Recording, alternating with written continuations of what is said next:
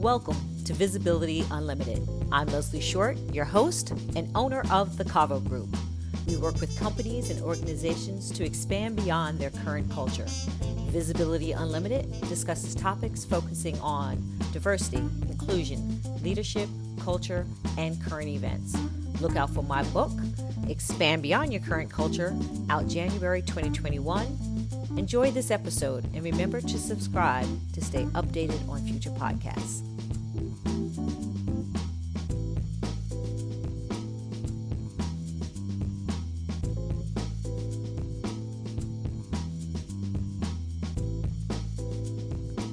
The topic is cultural appropriation versus cultural appreciation.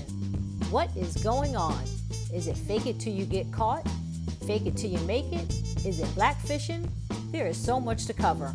I look forward to sharing it with you.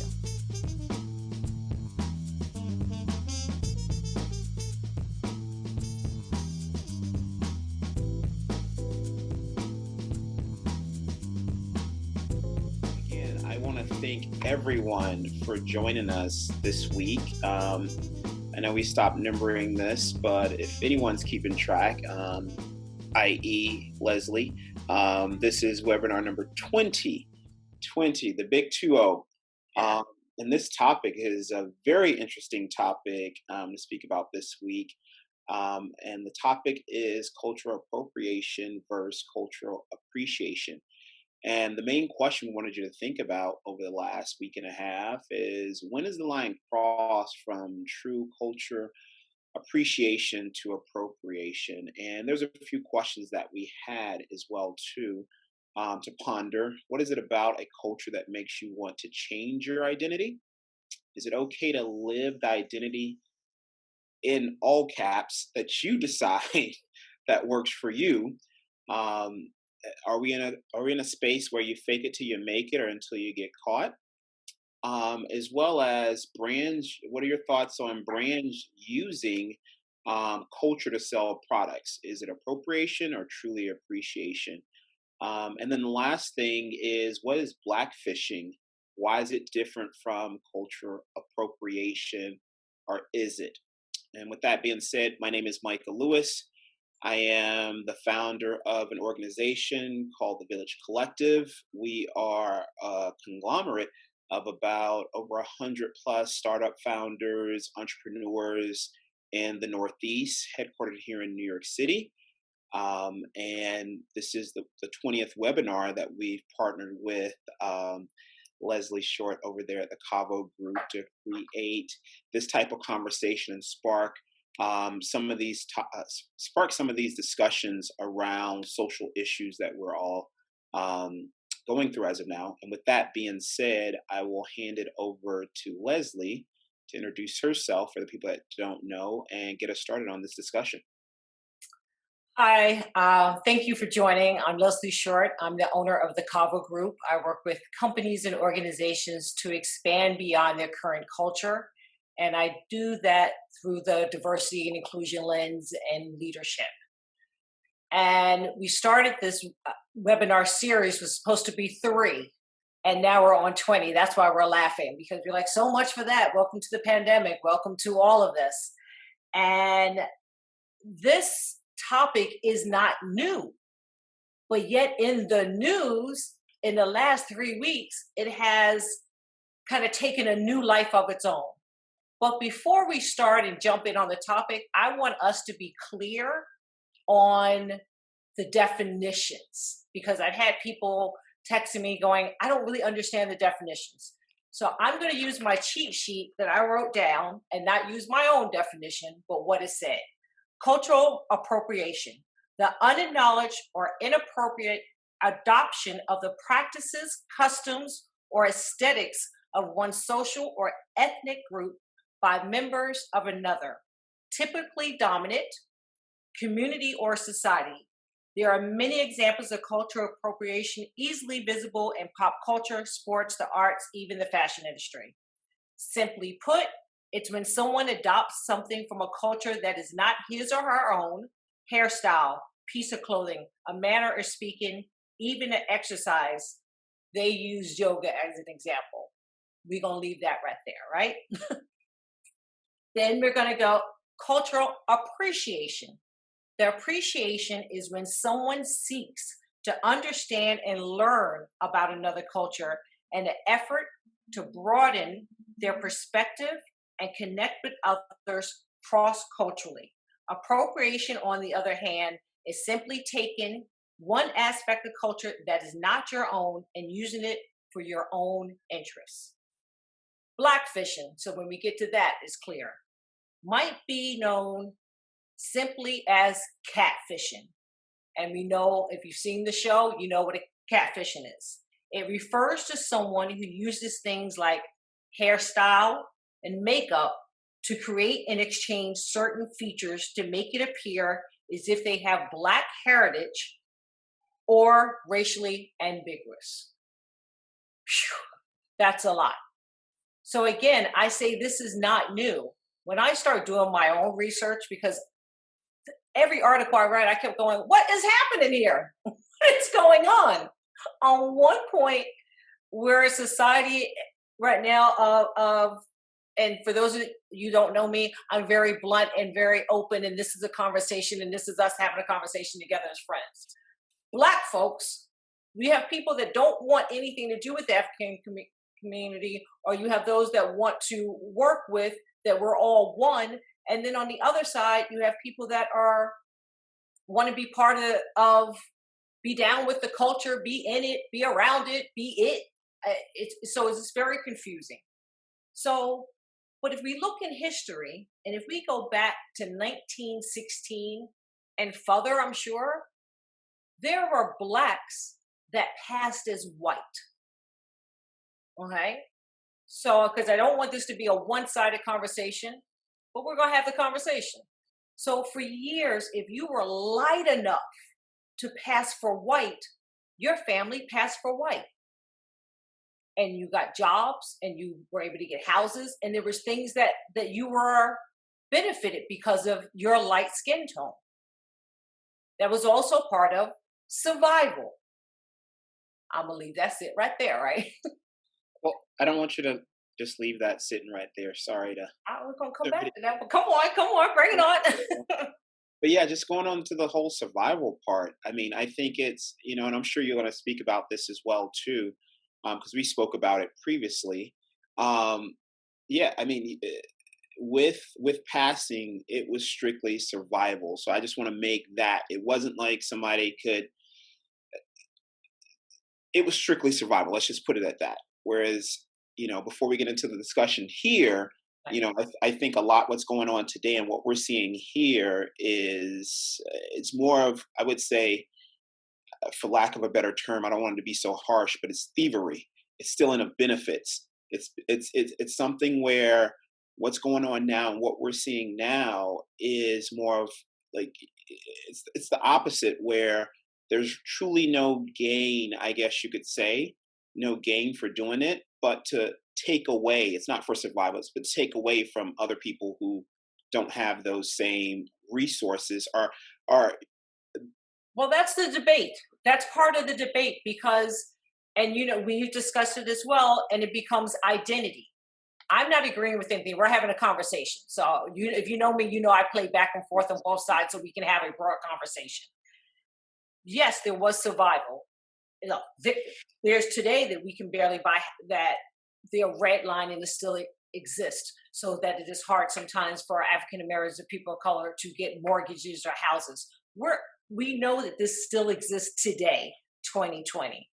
Go back years ago, you could not own, you could not vote, you could not do this. But if you were light enough, you could pass enough to go into those communities and try to survive through that. Now, the 1916 Margaret Morris, there's a book called Passing, and it was the history of her life, if you want to read through that. And book was published a couple years ago. So again, different scenario. Now we have white women predominantly. Yes. I just wanted to also add that there's another example of that survival during the Holocaust, when when Jewish people Yes, were trying to pass as not Jewish people just so 100%. they could survive. So it's And interesting. not only Jewish, think of some of the Italians, immigrants that came over that dropped the E or dropped the R or dropped the W out of their names so that they could come in and survive. So that's why I say this is not new, yet this is. But the only difference is that if you're not light and caste, you don't have any way of trying to, you don't have that option. Correct. Hi, Keith. Like the whole race of Black people couldn't do that.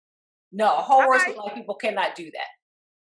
So, but then we have, let's name the three that we have, right? There's four. There's more than what we know. I remember the German model, Martina Adam, and if you saw on the invite, it was the woman with the larger breast and very dark in the blonde hair. She's a German model. She is white German. She has tanned herself, surgery, boobs, her backside. She tans so that she is dark. She identifies as a Black woman.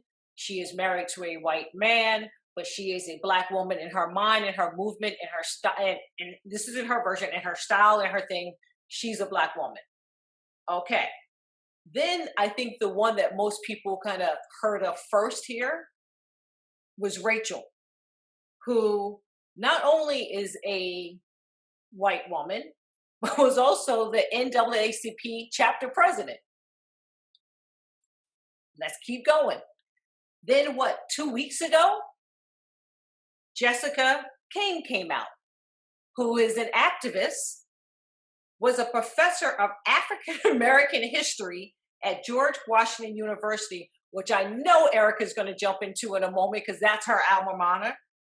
So, and then Jennifer Benton, Scatchel Cole, she's a lot of names, is a Black Lives Matter activist. So I want to take a moment before I give it to you, Erica. Not only were these white women have chosen to take the identity of Black women, and which you choose your identity, right? We go into that in a minute.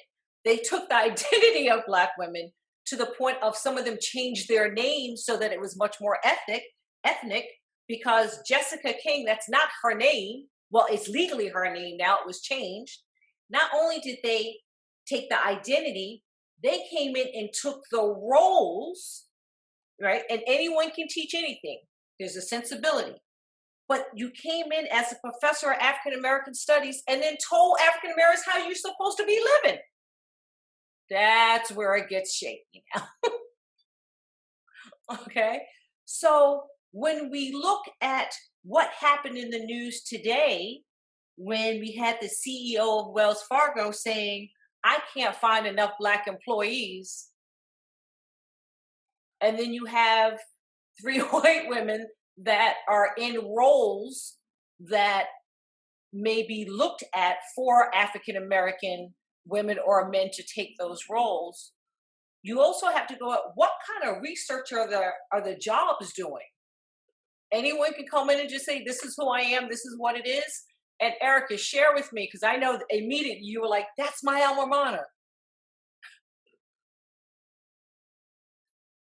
Yeah, I think the first thing, because I saw this and I was like, oh, good, that's why GW is in the news. Like, what the, because it just, so there's the one side that just instantly gets angry and disgusted, because it's just, that's so wrong and lame and what the hell are you doing? And somewhat not surprised, there were things that were going on at GW when I was there. It's been 20 something years. So not that you would ever know, but so you would expect some change, but it's like, okay, this is ridiculous. And then flip side, because I had a conversation about this with a friend of mine who was also a GW alum, and I think there's a thing that's going on where white people like myself are sort of like, so what's my culture? Like, there's nothing, because it's so normal in the United States, it doesn't feel like there is one. So a sexier culture is Black or pretty much any person of color. So I have to wonder how much of that plays into Listen, some of these things. it's confusing when you, as a Black person, I am not speaking for all Black folks, I always say that, but when you know your own experience, and I have always said I have had an experience of privilege and of travel and culture and my history and my background. With that said, I'm still the Black girl on the street. I'm still the Black girl on the street. Yeah. And unless you are made to feel sometimes, if you are not singing or dancing or throwing a ball in the hoop or doing what is acceptable for the white society to accept you, then you are there. And when I say they're on the side. So now to see all of this cultural appropriation, and it's not only happening in the Black community, it's happening with Indians. We had the Johnny Depp playing the Indian in the ad for brands. But now we have I'm not going to call them, but I'm going to call them the Kardashians and others that are what we call, that is the definition of blackfishing. When you have tanned to the point of a double take, when you are enhancing, and everyone can enhance whatever you want. If you have to have big boobs and a big butt, I'm clearly not the Black chick you're looking for. So that's your image of what it's supposed to be, or what you think the aesthetic is to what be accepted. Is it for dating? Is it for notoriety? Then why aren't the Black actresses or influencers have the same opportunities? So that's where I'm confused and lost as a society. What are we looking for? There was a reason back in the day where blackface was happening, because they didn't want to hire Black actors, amongst many other things. And it was accepted and it was okay. Oh, it's a joke. But there was Black actors that were there, that were waiting to work. There are Black models waiting to work. There are Black influencers on Instagram not making a quarter of the amount of money that some of the other influencers are getting for product, with the same, if not with the same born body, I should say, and not manufactured body. Say it nicely. So there is a disparity on what the cultural appreciation is, very different than a cultural appropriation. When I lived in Japan, I remember being interviewed, because at that point you would turn around and I tell you, just about every Japanese girl was probably darker than I and had on what we call soul sister hoops, the big hoop earrings. And it was the 90s, so it was hip hop, and I would be like, what is happening? Like, you would have a kimono right here, and then a hip hop girl right here, and I'd be like, and then she would have braids, and of course the hair is thin, so the hair would be coming out, and I was just like, I don't understand. But on the flip side, go down the street, and they had adopted the 50s, so you had the girls that was all in poodle skirts, actually doing Billy Rock in the middle of the park. And so there was something about the American identity, but then there was really something about the Black identity that everyone just wanted to be part of.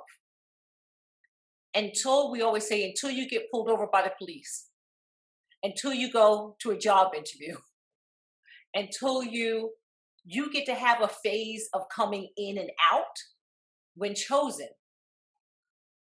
We don't get that opportunity to come in and out when we want. And so, this is an open discussion. So anyone that has thoughts, feel free. Yeah. Yes, Brian. So I'm curious, and I'm honestly just, this is not my own opinion. I'm just wondering. When I started work at the Tutu Foundation, that's when the whole Rachel Dolezal thing was happening. I'm gonna stop you there and go through the whole, so everyone, because you and I know Yeah. Tutu. Can you? Sorry. When I started at the Desmond Tutu Foundation, one of our board members, who was a Black woman, was fully supportive of her. And her argument was, and this is not at all my belief system, I'm sharing it, but I found it fascinating that there's so many people in our, not so many, but there are people in our society that identify with a different gender. And they, they finally feel that they can accept that, and they go to extreme lengths to present as that gender. So how is that different is that different? Is there a possibility that there are people who identify with a different race, and that's something that they, really want to, they feel it on the inside, they maybe they were raised in a certain place, and that's just what they identify with, and so they go to these extremes to really present as what they feel on the inside. Well, right. Again, we had this conversation when we started this, because I said I was playing the devil's advocate as well, and I said, "Well, how is this different from trans?" Here's part of the difference: you don't say sorry when you get caught. If you are approached, this is who you are, this is how you're living, this is who you are, I give you that. But when you get caught, right, in the midst of trying to sell a book or teach a class, or someone discovers your picture, a baby picture, and you're a white little baby, you're never saying that this is who you are until the time to get caught. That's the difference. Where if you are trans, or if you're living in your identity, then I'm going to say you're walking and you're living your identity. I mean, I think there are physiological differences also in the brain, but the other piece that I'm kind of curious about, though, is it seems to be a very black and white thing. Like I mean, I travel the world. I work with people everywhere, and I have never met an Indian person who's upset because you're wearing a sari. Well, I have. Or have you? Because I honestly haven't. Like when Beyonce goes and she's got her bindi and she's hennaed and covered in a sari, you never hear anything negative about that.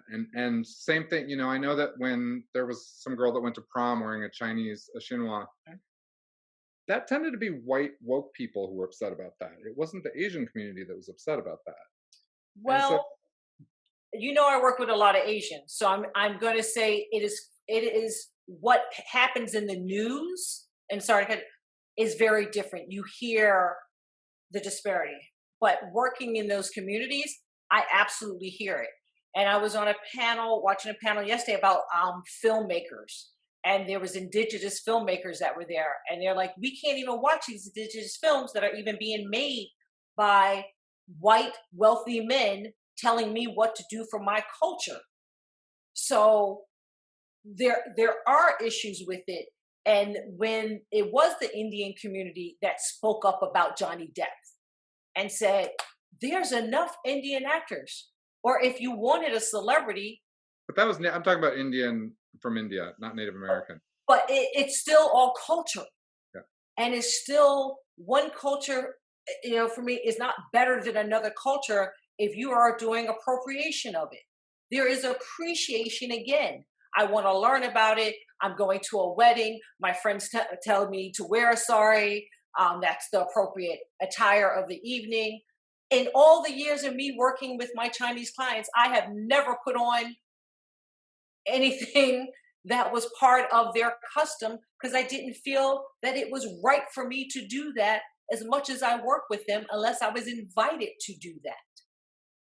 So that's where, yes, there is what we see in the news is a lot of black and white. I agree with you. But there's so much more than that as well.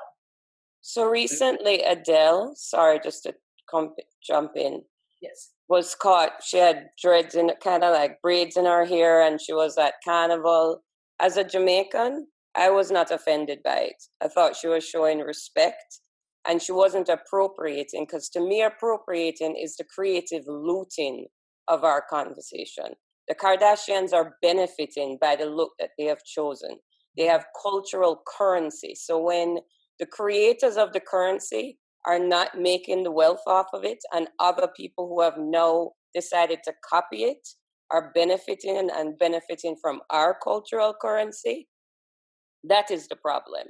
And to me, I have a lot of, when you go to like an Indian wedding, they'll let you know, they're inviting you. There's a vast difference between being invited and taken. And the issue is they are taken. They are not being invited. They want to make money off of it, and that is period. And when they choose not to, you can go back into your life. That's not the way the world works. Sorry. Hi, everyone. No, thank you for that. I appreciate it. That's great points. Kiki, did you have your hand up? Yeah, I wanted to make just kind of point out, in addition to what you said about trans, for instance, there are a lot of women. Unfortunately, there's a lot of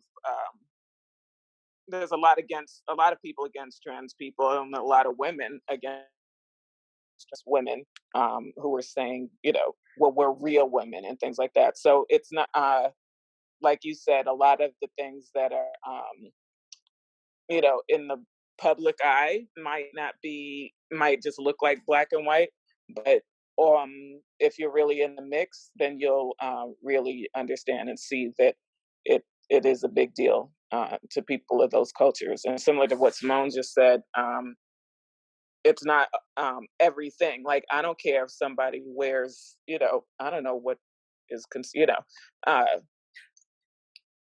braids, maybe. I don't care if somebody wears braids in particular.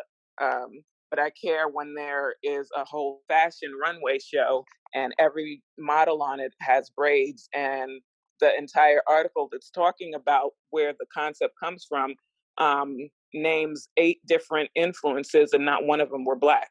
And braids, and you speak about black culture and you don't say anything about braids, then that's kind of a problem. If you're going to utilize it, and like Simone said, use it as cultural currency where you're making money from it and you're really using it in that way, then you need to give the credit where it's due. And that's really the biggest issue. I agree with you. Thank you. Micah, did you have something? No, I was just going to add the same thing on the same lines of cultural currency. Not in those exact words, but it's one of the things, especially like when it comes to hair, whether that be an afro, whether that be braids or anything else of the sort.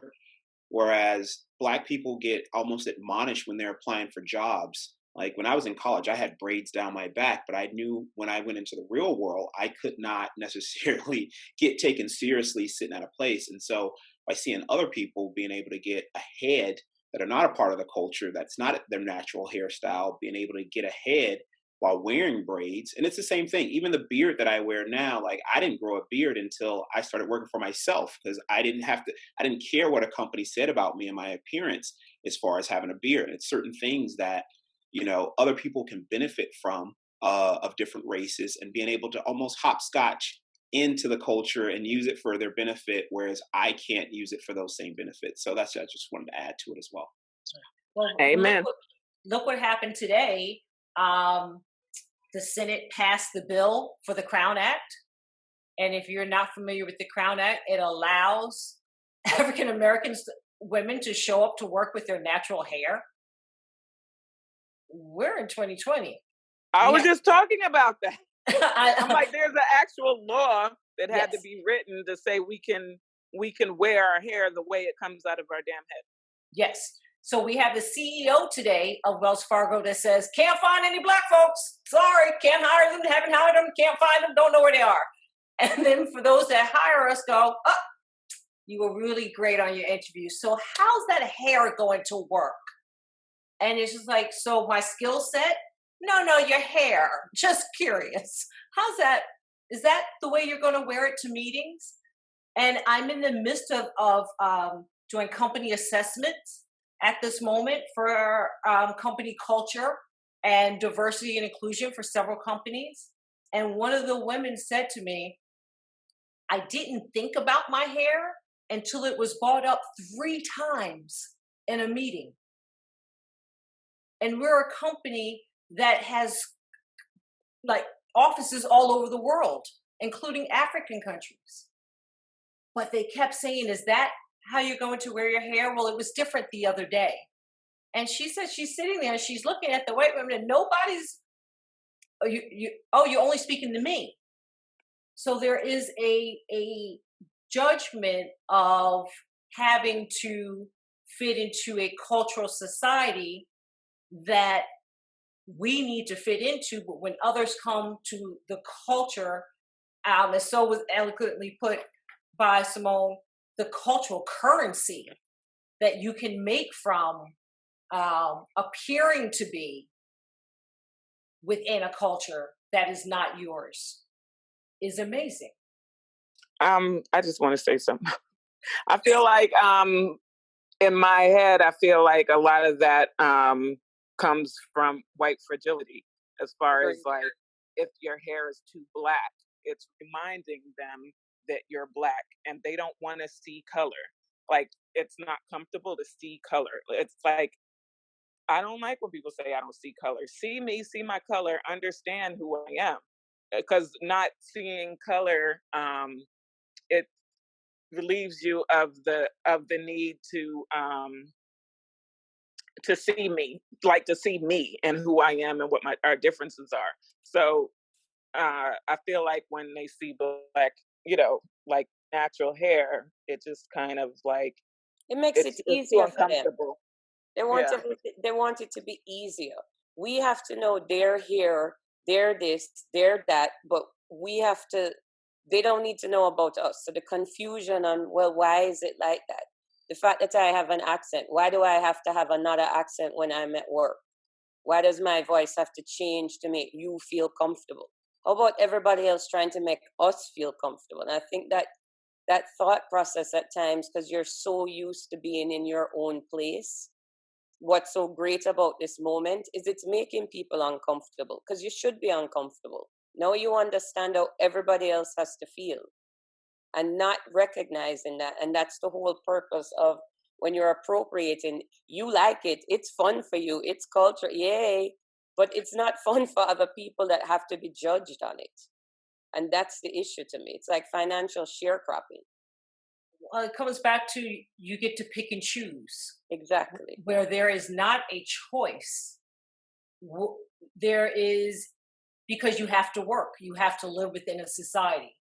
And there are some that will say, and we know what happens within the Black community, oh, well, you're adjusting. It's not adjusting. It is, you need to understand what is appropriate in a situation, what not. But there is an adjustment that we're expected to do. And when we see other cultures stepping into our culture and again, profiting and getting the opportunity, I hate to say, to enjoy the fun stuff, the music, the hair, the dress, the party. But again, if you were stopped by the police and you were tan and acting like a Black chick in the party, if you got stopped on the way home, you are Becky from the block around the corner, and my dad, don't you know who my dad is, or my mom is, or my aunt is, and you get to pull the card that works for you. And our driver's license says white. And your driver license that says white, where there's a different slew of conversation, if there is conversation, that has to be had, that you constantly have to prove your worth of being. If you looked the other day, the man was arrested in his own home. 2 days ago? And in his own driveway. So to say that you can come into a culture and look, again, there's appreciation. There's a Buddha behind me. I appreciate that. I study. I want to know.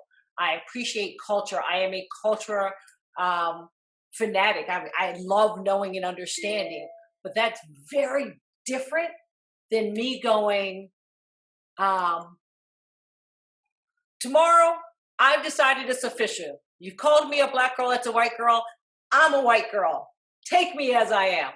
And I remember when, and I see you, Brian, give me one second. I remember when they call it age spots. I'm not going to call it that. But I remember when you start to see some spots, and mine were coming in white. That black people had white spots when they age. And it's funny, white people get brown spots when they age. So that's a whole nother conversation. So I remember going to the doctors, and I'm going, I'm like, what's the deal? Am I turning white?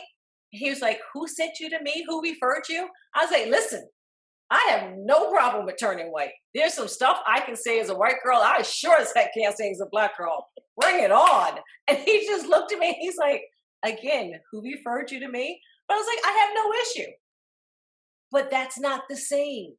And that's not so easy to do. Nor would I, there's also something happening in the brain process. Yes, Brian. Well, I was just thinking, you and I both worked in the fashion industry for a long time, and I think that, to Simone's point, not so much just about profiting from it, but I think it's the difference between appreciating it and turning it into a costume. That, you can take elements of a culture and incorporate it into what you're doing, and honor it in a way that, you have a Buddha in your home, and it's incorporated into the design of your home. But you're not going to turn your whole house into a Buddhist temple and, invite people over to pray. And I think, and it's sort of the same thing. I think, fashion for me has always been really, I've gotten in trouble for it as a stylist. It can be problematic because we really do, look for inspiration in all sorts of different places. But you also, need to tie that in and be respectful and not turn it into a costume. So it's one thing if you're dressing somebody up. I agree with that. Sorry. I knew Kiki was coming into that one. Yeah. No, I'm in fashion as well, and I think it's something we all have to learn. I remember earlier on we're always inspired by culture, and that is exactly the difference. I think Kiki dropped. But so I'll pick up on that. Yes, we're inspired, but let's be honest, there's inspired and there is the red lips or the sweater that you're pulling up and there's red lips that go back to minstrel days. So it's very bizarre how some designers are inspired by the slavery days of African Americans, and that's their inspiration. Collection after collection after collection. And then they go, I'm sorry. And if you know me, I say hashtag I'm sorry is broken. So there are other things of the culture, if you like the African American culture, that can inspire you. But it's very strange. There's always a monkey hanging off of something, or the red lips or something that will not always be the best representation, let's just say, of a culture, of the Black culture. So I would like, to take that also to one point. I worked in urban for years. It was, as they call it, now it's streetwear, but we were a community of people of color. It was our culture, and we were translating it in fashion. It was almost $1 billion industry. When we were doing it, it was Black fashion. But when Tommy Hilfiger, Chanel, every single runway designer did it, it was luxury.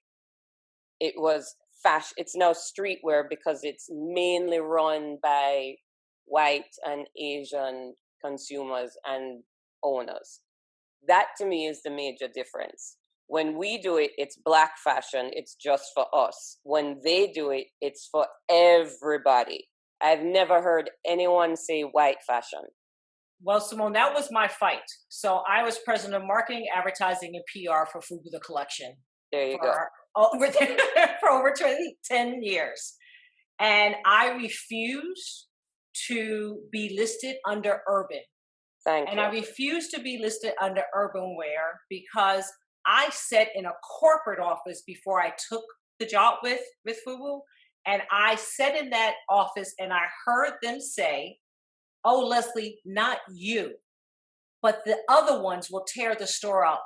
And Young Men's is not selling, so we're going to call it urban." And I didn't know a hip from a hop at that point. Barely know it now. I had just come from Europe and Japan. So if you want to have high tea and a glass of wine and aperitif and some cheese platter, call me. I didn't know about hip hop, but I went and I studied and I saw what floor they said they were going to put FUBU on and where they were putting them. And I came back and I said, "Aren't you putting them next to Tommy Hilfiger and Donna Karan and Calvin Klein? So why are they being called something else?" I'm confused by that. And I fought in Sportswear International to be listed under Young Men's Sportswear. And it took me 3 years. I finally did it. I would not work with a reporter that called it urban wear. And I was like, urban hashtag equals black. And I won't accept it to be categorized that way. So my entire time in fashion was my fight. And I even wrote a piece in the New York Times saying, when did fashion become a color issue? Thank you. A t-shirt's a t-shirt. You're not adding a third sleeve on it. Like, I've never heard That's anything amazing. being referred to as white fashion, yet black fashion is simple for everyone to see. It is Right. absolutely insulting. And honestly, I'm going to start just saying white fashion then. That's white fashion. Because when you say that, it's not as interesting. You're like, oh, that's white fashion. That's for white people. Who wants to, if right now, African American youth stopped wearing Jordans, stopped wearing Nike, who's buying that? Nobody. And that to me is the issue, that our power, we're not benefiting from the power we have at the register. Well, I always laugh because when, clearly FUBU was owned by 4 Black young men. But the largest community that bought FUBU in the beginning was white kids in Seattle, Washington, the skateboarders. Yep. Because they had room to skateboard in the jeans. It wasn't the Black community. Urban started from skatewear. Aniche, Mecca, all of that started from Seattle in street and skate. It was only when it started blowing up and hip hop was associated that it became Black. Yes. And once we started making more and more money, it became urban. There is always this necessity to label us, but everybody else gets the freedom to move. So to me, that's again, when you come back to appropriation, the freedom isn't there. We have to be labeled and boxed, but you can do and come as you choose. Well, look at when in that time when the money started coming in, all of a sudden, a lot of manufacturers from China, denim makers, would all of a sudden everyone had a collection. They went from manufacturers to now I'm going to sell direct, and the way to sell direct is get a Black guy with a bald head, no shirt, jeans, Timberlands. I have an ad. And that's what was put up. And it would just be like, they would walk around Magic trade show. If you're not familiar, it's a huge show in Vegas, and it happens twice a year where everyone comes in, shows their collections, and you're selling and you're buying. And they would start snapping pictures. It would be like I was security, mafia, like you were trying to protect all your stuff because they would take it to go knock it off so that they could sell it before you could. And again, put a Black guy, make sure he's bald for some reason, no shirt for sure, jeans and Timbs, you have a denim line. And yet it still wasn't taken seriously when it was done by Black designers. I don't know. Ghetto until proven fashionable. Sorry, I pressed the wrong button before and got kicked off. This is why I love you, Kiki. I was getting a call. I thought I was sending a voicemail, and I answered it. Yes, go ahead. I just really quickly wanted to kind of go back to the point I was making about appropriation and it being a costume. Because earlier on in my career, being a young designer and understanding that we were all influenced by the cultures, and each collection kind of having some type of theme. You know, we were doing, I think, I don't know, maybe it was the Memoirs of a Geisha was out or something. So we're like, let's do, and we had, um, a real geisha on the jean, like, painted on some pants and stuff. And I don't know how that would go over nowadays. Like, you know what I mean? Like, it was done in a way, it was like a painting, and, it wasn't like, and mixed along with stuff, and put in our way. But it was later when I started my consulting firm working for other brands. And the woman at Sean John, she was having a Japanese influence collection, and she was the one who was like, we're not gonna go all crazy with it. Like, don't give me geisha, like, give me a red dot, like, like, or something like that, like red polka dot, like, think, like, she was someone who taught me how to look at inspiration without being so literal.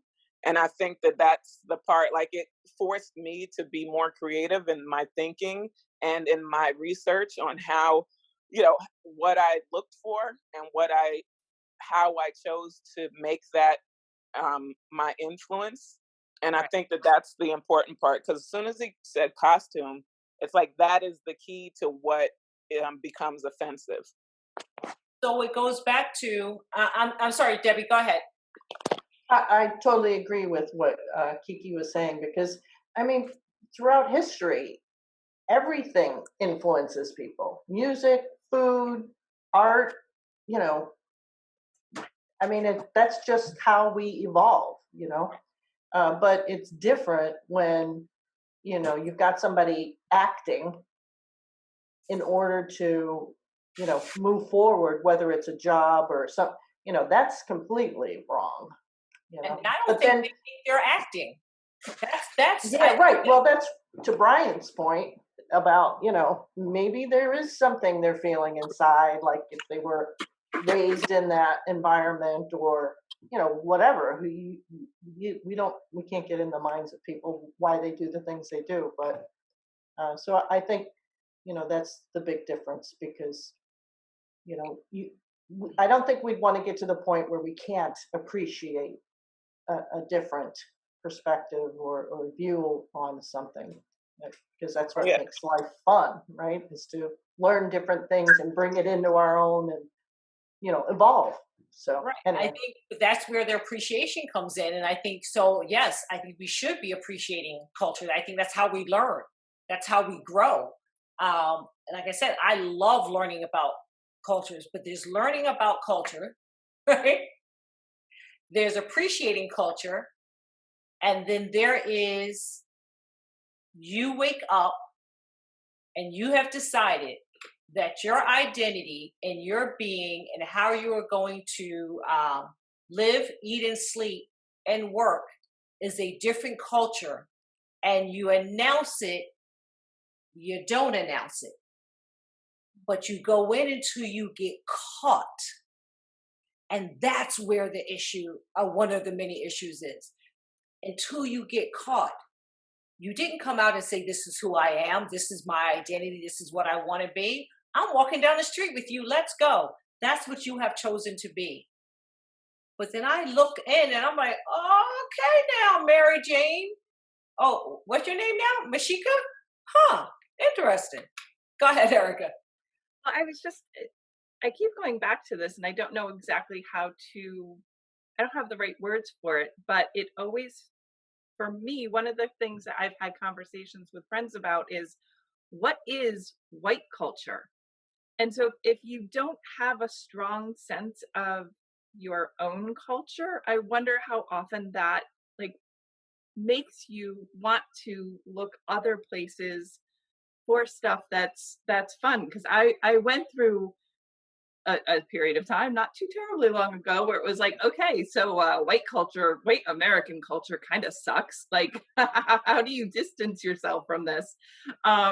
So I think that's another piece of it, is that because growing up as a white person in a very white community in New England, like you're just in the water. So it's harder to see something that you're just used to, I think. And it took a while. So I don't know. I'm not sure where I'm going with that, but I think what American, like white American culture is the good stuff, not just the crappy stuff. It is a question that I think folks are white folks are struggling with. Interesting. May I say something about that? I'm going to have Cindy and Kiki, I'll go to you right after. So hi, so I'm thinking a lot of things here, right? And I'm going all over the place because I see race and culture as separate, right? They are distinct things and they don't define one another, right? Because you can be in a culture and be of, right? If you're urban, you can be Black, brown, right? There's this sense of what there is. There's always been that one or two white people in the projects, right, who also had that same experience. So you have that, right? And you can change a culture because if I take my daughter now and if I get pregnant and spend the rest of my life in Australia, she's growing up in Australian culture and she's going to take that on because that is the dominant culture.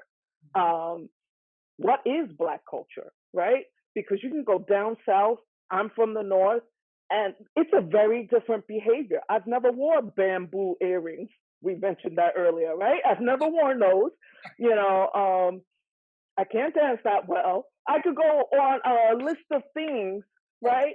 And yeah, I'm curvy, but not like a Kardashian. But I can find a lot of Greek women, a lot of Jewish women, Yiddish women with the same thing.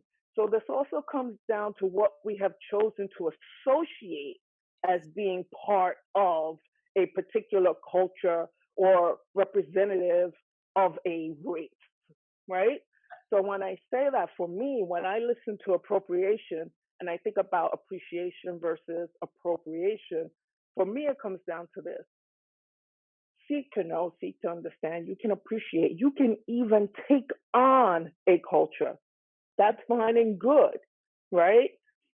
I think where the problem comes is specifically with the Black-white thing that you see, I'm going to speak to that specifically, is because you don't see me, you don't value me, you step on me, you spit on me, but then you take my music, but then you take my hair, then you take my clothes, then you take all these other things.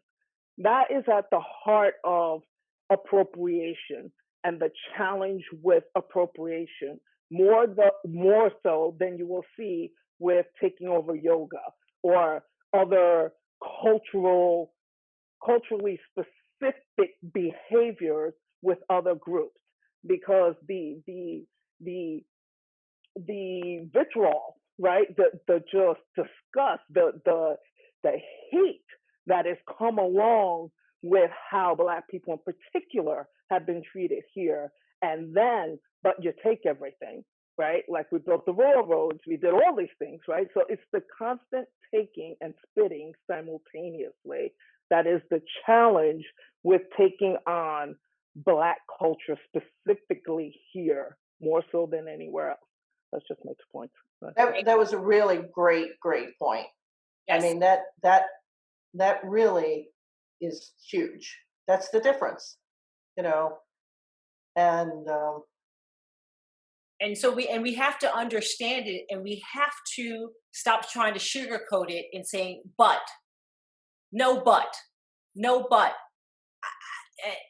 There's no excuse at this point for it, because then you take us as we are, and then we get to share cultures. But until the moment you take me as I am, my Black life matters, not as a bumper sticker, but as a human, as a person, and all the culture that comes with it. My European culture of living in Europe, as Cindy said, for 10.5 years, the pieces that's Asian from living there for 3.5 years, all of that comes with the Blackness for which I have been raised in and grown in. And yet I never felt that I needed to justify yet for some reason we're always feeling that we need to justify our culture. And Kiki, you want to say something, and I know we're almost coming to the end, but Kiki? Oh, okay. I'll try to be quick. I think when she initially, I loved everything that you just said. Homegirl, I'm sorry, I don't know your name. I thought it was amazing. The first thing that came to mind was that I think I was a little triggered by like culture. That's all we have. Like you can't have everything. So like you want, like we were stripped of all of our culture and heritage when we came here, and in bondage. And we, over time, created our own culture here in America. Like we created it, and a lot of it has to do, with African culture that's been remixed into hip hop culture and a lot of things. Like we built it, and it's like it was taken from us. It was picked at it wasn't embraced, and now all of a sudden you want that, and like, well, where's our culture? And it's like, I don't care if you have a culture or not, because this is ours. Like we built, and I'm not speaking. She made a great point, because culture is not color. Like we could all say Eminem is a dope rapper, and he spent his entire life growing up in a particular community, and there's Black people who've grown up in white communities, and maybe identify that way. So it's really about where you are. So it isn't about color. It's about who so like, is it you've grown with Homegirl? Did she just wake up one day? I mean, did she identify as Black? Like, because the ones who kind of been that way, they grew up that way their whole lives, everyone knows who they are. They're like, all right, cool. Like you're like, you are of the culture. But then if it's like you've just been living your life, gaining all this privilege, then all of a sudden you wake up one day and be like, I think it'll be cool to be Black. Like, I don't know about that. And I think that's what's happened. But is it Dove? Am I pronouncing it properly? It's actually Dove. Dove. Yeah. Love your comment. Please share it. Like, you're right. There is no white culture. Yeah. I'm just listening, and I'm new to this group. I think my friend Chipo shared this information, so I tuned in. But as I'm listening to people talk, I'm just really holding like the difference between race, which was an idea constructed specifically to own and oppress people, culture, which is like all of the stuff that goes into how a group of people understands the world, communicates, makes meaning of things. And then there's stereotypes that get thrown around all the time that are really used to kind of take all that culture and reduce it down. But I'm super white. To be transparent, I actually did the 23andMe thing, and I'm also white. But that I grew up with that idea of like, well, what is white culture? And we don't have culture. And I was in grad school, and in our multicultural counseling class, we had to identify our cultures of origin. I resisted this, and so I had 4. And I'm like, how can I pick one? And the instructor's like, don't write 4 papers. So I wrote 4 papers. And it was fascinating to me, because I actually did go, oh, so that thing my family does is German, and that thing is English. And so there's no white culture. White American culture is a thing. And I made a joke about mayo. I saw that. But the thing to recognize is that white American culture is built on race. And that's the thing that connects people. Like, we could have very different ways of seeing the world. If I'm like French, and my way of seeing the world is historically French, and then I run into a German, I'm like gonna be like, what's wrong with you? So white people take on this identity of white because it gives us that privilege and that like safety kind of free pass to like not be accountable for and not even be aware of our own cultural biases, our own lenses. We know we are normal. We define normal. Right. And anyway, so No, that was my comment. I appreciate that. And we're coming to an end. This was great conversation. I truly appreciate everyone sharing. I think we'll have a long way to go when we get to cultural understanding and appreciation and less appropriation and sharing. That's my dream. How do we share our culture, build our culture, learn from each other's cultural, and respect each other's cultural? One day, we will not fight for the Crown Act, and we will not fight to have to wear what we're comfortable in, and we will not fight to have to continue to build our identities the way that other people see our identities, but to live in our true self. And that is what I look forward to. And as always, I say thank you. If there's anyone that missed this, it will be up on our podcast, Visibility Unlimited, in another week or two. That goes back to Michael when he puts it up. But it's usually anything that you've missed will be up there. I look forward to seeing you all again soon. Thank you. I hope you enjoyed this episode, and you'll join us again soon at Visibility Unlimited. Thank you.